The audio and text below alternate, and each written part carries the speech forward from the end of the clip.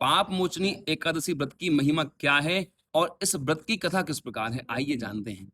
एक बार चैत्ररथ वन में मेधावी नाम के एक ऋषि तपस्या कर रहे थे। तपस्या से प्रसन्न होकर के देवराज इंद्र ने उनको वरदान दिया और वरदान पाकर के वह मेधावी ऋषि और अधिक कठोर तपस्या करने लगे।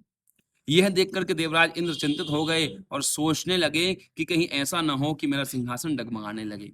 तभी देवराज इंद्र ने अपनी मंजूघोषा नाम की अप्सरा को बुलाया और आदेश दिया कि जाओ जाकर के इन संत की तपस्या को भंग करो। मंजूघोषा आई, आकर के अपने नृत्य गान आदि की क्रिया को वहां प्रस्तुत करने लगी और मेधावी ऋषि की तपस्या को भंग करने का प्रयत्न करने लगी और वह अपने कार्य में सफल भी हो गई।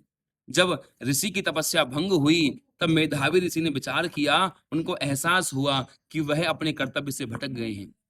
क्रोध में आकर के देवराज इंद्र की उस अप्सरा को मेधावी ऋषि ने श्राप दे दिया और कहा कि जा तू राक्षसी बन जा। जैसे ही श्राप दिया, मंजूघोषा हाथ जोड़ करके कहने लगी कि महाराज, आप इस श्राप से मुक्ति का कुछ उपाय बता दीजिए।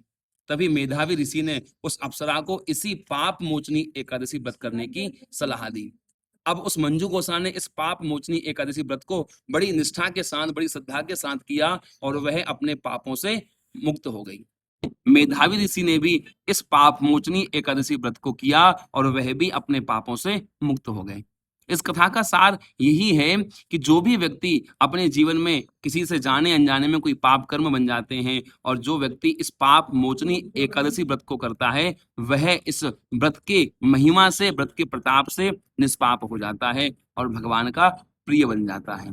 राधे राधे।